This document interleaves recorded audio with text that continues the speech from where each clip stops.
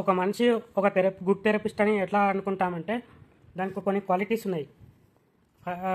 యాక్చువల్గా చెప్పాలంటే first of all therapy మీకు ఏదైనా థెరపిస్ట్ మీ ఇంటికి వచ్చి చెప్పారనుకోండి, వాడు యాక్టివిటీస్ ద్వారా ఎక్కువ యాక్టివిటీస్ యూజ్ చేస్తున్నాడు, యాక్టివిటీస్కే ఇంపార్టెన్స్ ఇస్తుందంటే he is not a good therapist.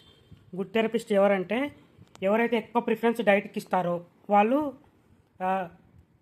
Good therapist. ఎందుకంటే యాక్చువల్గా మన గుడ్ మైక్రోబియం నుంచే మన ఎవ్రీథింగ్ ఎనర్జీ అంతా మన బ్రెయిన్కి వెళ్తుంది. సో గుడ్ థెరపిస్ట్ ఎప్పుడు నీకు డైట్ ప్రిఫరెన్స్ ఎక్కువ ఇస్తాడు యాక్టివిటీ కంటే. Activity is like A switch points అనమాట అవి, అంతే. ఫౌండేషనల్ బేస్ కరెక్ట్గా స్ట్రాంగ్గా ఉంటే, విచ్ ఈజ్ గట్ హెల్త్ కరెక్ట్గా ఉంటే, బ్రెయిన్ న్యూరాన్స్ అనేది ఒక స్విచ్ పాయింట్స్, అవి తీసి మళ్ళీ పెట్టుకోవచ్చు.